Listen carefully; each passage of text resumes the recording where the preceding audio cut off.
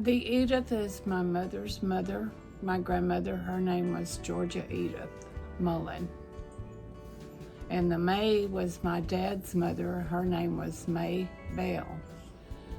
And my dad was John Henry Brett. So I was Edith May Brett. My mother was from here in Killeen. My dad was from Beeville, Texas, in South Texas. My DNA done, and the majority of mine is Scottish, and then it's Irish, and then it's Northern England. The movie with Mel Gibson, with Freedom, I think maybe that's where the strength comes in our family.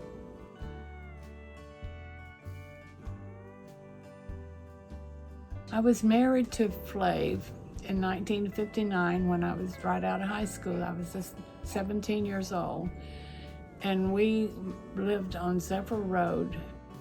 We grew apart, basically. I mean, that's the way it is. I did not dislike him, but I no longer was in love with him. Sold the house on Zephyr, and we bought this house, and I think that was in like 1977 or 78. And then I got a divorce in 82. He decided he didn't want to be married anymore. I was determined I was going to keep this house because I wasn't going to let my first real home, go away. I worked 9 years, 2 jobs. All those years I worked for Dr. Pageant. Dr. Pageant told me he wasn't going to be practicing forever. Then I went to work for Scott & White, and I worked there until I retired at 65. And in the meantime, I got this house paid for on my own. I don't know how I did it. I was not smart financially, but I was smarter than I thought I was. My dad bought a little house over on 4th Street. We moved over there, and that was our first home. My dad, he died the day after Christmas in 1946 when I was only 5 years old. And my mother could not emotionally stay in the house where he had died, so she and I moved back to the farm with my grandparents, and we lived there until my grandfather sold the farm when I was about 11. And that was the best time of my life. So I had Ollie, who was only like 15 months older than me, and it was just us 2 grandkids, and we ran that pasture in the fields, and we played in the creek and went crawdad fishing and swimming, and we grew up together, and he was like my brother. But I loved it. I think it was good for me, and that's probably where I get my hands in the dirt, was because we had a garden, we had cows and horses and goats and hogs, and but that's life on the farm, you know. And it's cold, and we'd be down there in the cow lot with the hog hung up. You didn't go to the H-E-B grocery store, and the food was really good. And I'm a really Southern person. I still like that food. This used to be the only way you could get from Killeen to Belton Lake. And all of these houses were built when we bought this house, but there were no houses across the street from us. The church was the last thing. I was born in 1941, and the Fort Hood was established as Camp Hood during the war in 1942. I am considered a local, a really local. I was a rotten kid, spoiled rotten. My dad made sure of that because he gave me everything I wanted. And I would have been probably a totally different person had he survived, because he wanted to give me the world. And he actually told my uncle, because he asked him one time, he says, "She's asking you for nickels and dimes. Now what are you going to do when she starts asking you for the paper money?" And he said, "I'm going to give it to her." makes me sad.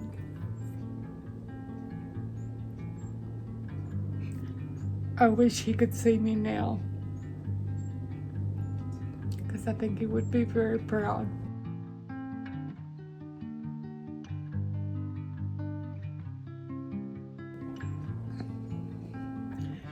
And I think he had a brain aneurysm because he got up out of bed and just fell over dead.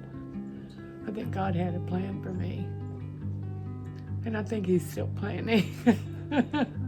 He says, I'm not finished with you yet. That's why you're still here. All my friends, I keep saying all my friends are gone. And they're going to think I didn't make it. I've been here so long.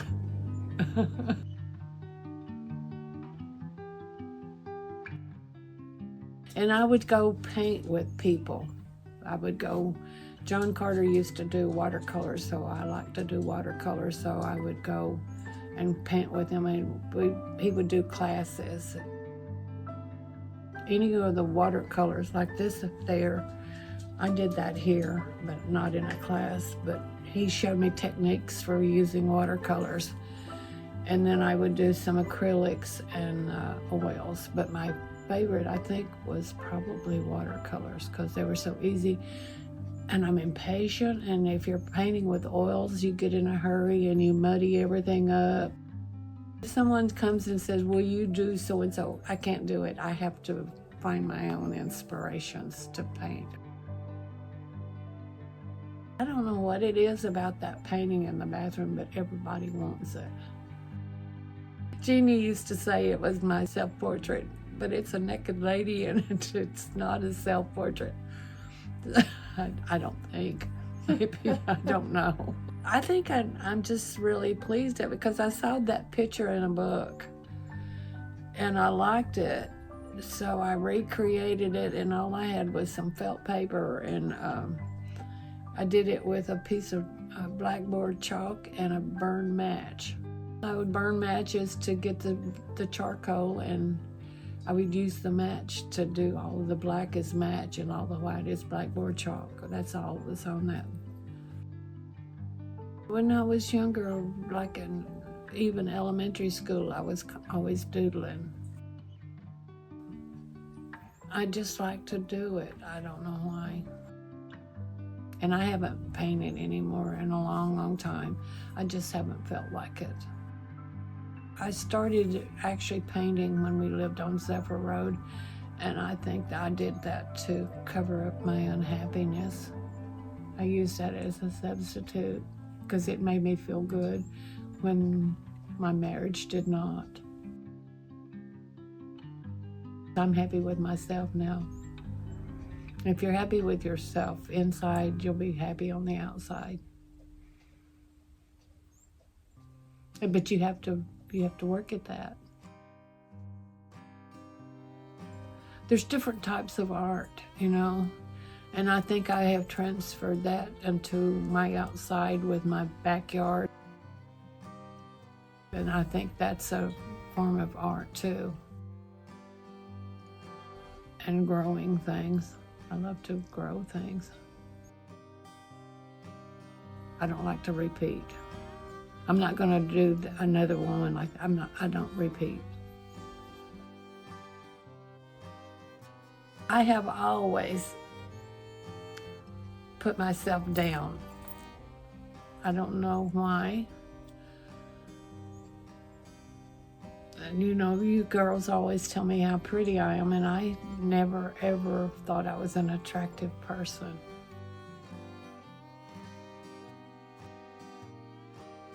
Her name was Verba Tolliver, and she was an artist. I mean, she was an artist. And I would go over there, and she started showing me techniques. And then I started just doing it on my own.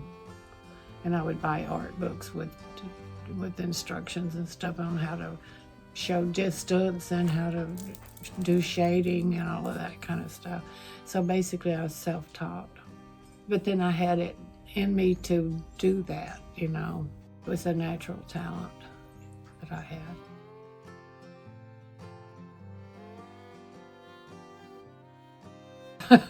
I guess I am. Lisa was wanting me to teach you art, and I said, I don't know how to teach her art. Because you're creative too. You're a very creative person. Your music is art also, Britt. And being a songwriter, goodness me. I can't carry a tune for anything. And I tried to take guitar lessons one time and I just couldn't do it. And I think it's because I just don't have the ear for music. I love music and like to listen to it, but don't ask me to do it because that's not happening. I am a very giving person. I like to do things for other people. That makes me feel good. With that 25 cents I got every day for lunch, I could go over to Mrs. Neely's grocery store, which was right across the street from Avenue D School.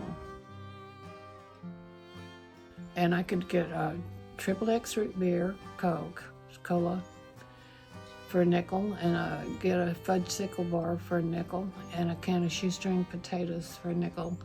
And I would save my 10 cents to be able to buy my mother a birthday present or a Christmas present.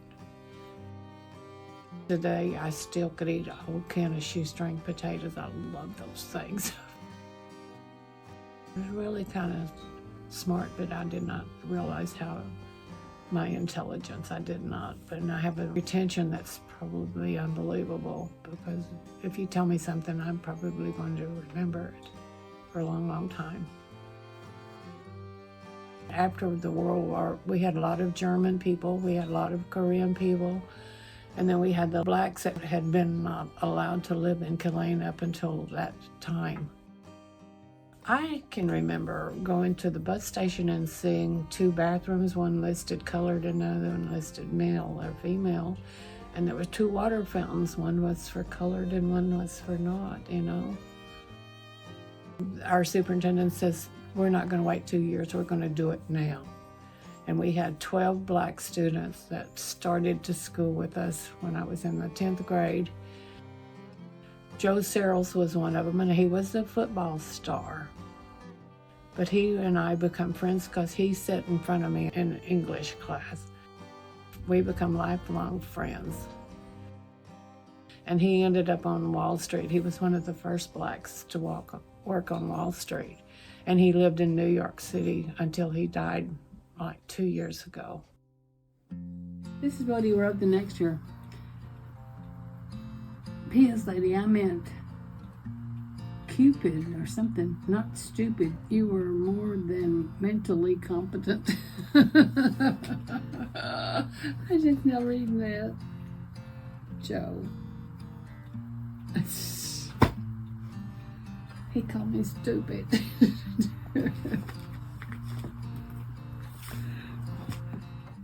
He always came home for our reunions. And I asked him one time, I said, Joe, why do you always come to our high school reunions since you didn't live here that long? And he said, that was the only place I ever really felt at home. And all of it, the friends, he made lifelong friends here. And he always wanted to come and be with us. It was a strong community. And we grew up with the military here, so it was not, you know, it was not a big deal to us. But it was the parents that had issues with it, with segregation ending. I love this house. I loved it from when we first moved in, when I was even married. Being a single woman and working at a job that I didn't make a lot of money at, and I was working 2 jobs after a while, I knew I could never qualify for a loan to buy another one. And I was going to make this my place. So here I am, and I don't want to leave it. I want to stay here. Wake up one morning and be dead.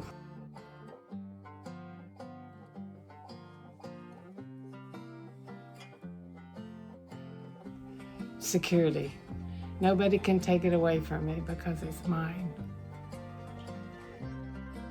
I went from paying $76 a month house payment on Zephyr to a $300 a month house payment here. That was like a major thing. It really was. And I managed to keep it, and I did not have any government assistance in almost 9 years. I did it all by myself. And I told the girls, I said, now we have to be really careful with our money because we don't have a lot to spend. I love shoes. And I went somewhere and I found a pair of shoes and I bought them. And I came home and Lisa says, I thought we had to save some money. And I said, I just couldn't help myself. I just had to have these shoes. That was my only splurge during all that time. I loved the windows, and I had somebody, when I was working at Scott & White and I had some extra money, I had somebody build a screened-in porch for me, and I enjoyed that. I put plastic up for the wintertime, and I bring tender plants that could freeze and die that I want to save. I bring them in. It never gets below freezing out there, so it protects all my plants all winter. And then I put them back outside in the spring. This year I have not felt well a lot, but I did manage to it's almost complete. I need to keep adding some soil to that flower bed I built all along this well. And I built it myself. There's always something to do. I love to cook, I love to cook. It's crazy. I just have that need. I need to cook. Johnny cuts my hair now, since him and Margie have moved back to Killeen. I've gone through every hairdresser in Killeen. I don't think any of them want me to come back because I'm too critical. I like it a certain way. Then the older you get, it doesn't matter, I bake for them. And we go out to eat at least once or twice a month to have breakfast at the taqueria, because that's our favorite thing to do. My favorite memories is when you girls would always come and stay with me at Christmas in the summertime. I loved it. So I had everything when y'all would come, that was your room, and everything you did back there, you could do whatever you wanted to. Watch TV all night, drink sodas all night, eat candy all night, I didn't care. And your mom allowed it because you were not allowed to have candy, Cokes, or TV at home. But she knew if she told me no, that she would not be able to get rid of y'all for 2 weeks in the summer and a week at Christmas. But we would go and do things, and I had so much fun, and I'm so glad that I got to spend that time with y'all when you were little. I'm getting to enjoy the adult that you become. I really am. All of you. Friend, well, she was my coworker, Nell, when I worked for Dr. Pageant, and her husband, JD. When I become divorced, JD just was so good to me. They liked to go dancing every Friday night, and JD would say, let's go, Edie. They would pick me up, and we'd go dancing, and half the time he'd dance with me, and half the time he would dance with Nell, and then other people would ask me to dance. But then we would cook out. That would be fun. And Jerry and Yvette would come over, and we would do that pretty regularly. I like to entertain. I like to have people around and enjoy and share time with. When I come home, I just feel so safe and so comfortable. It gives me a sense of pride. So everything in this house makes me happy. It is home, and I said it would always be your home. My door is always open. I don't think I could have anybody else live like another man. No, I can't share, and I can't have somebody telling. I don't have to ask anybody for permission to do anything. Being alone is not a big deal to me. I'm not afraid. I learned to conquer my fear a long time ago when Flav was a fireman. I said, you either have to learn to live with it, or you're going to have to suffer, because he was gone every other day at night, and I was alone with 2 little girls. overcome that phobia of someone breaking in. Mother gave me a little .22 pistol that had belonged to my uncle, kept that as a safety thing. My friend Bob Gordon that worked at the Court Garden with me lived out in the country, and he had a setup where I could go target shoot. I think it's because I'm such a social person, I don't have a chance to get lonely, because I usually have something to do or somewhere to go, and I meet friends and we go to lunch. I have to remember that I'm 84, because up here it doesn't seem like it. But my body says, oh, hell yes, you are.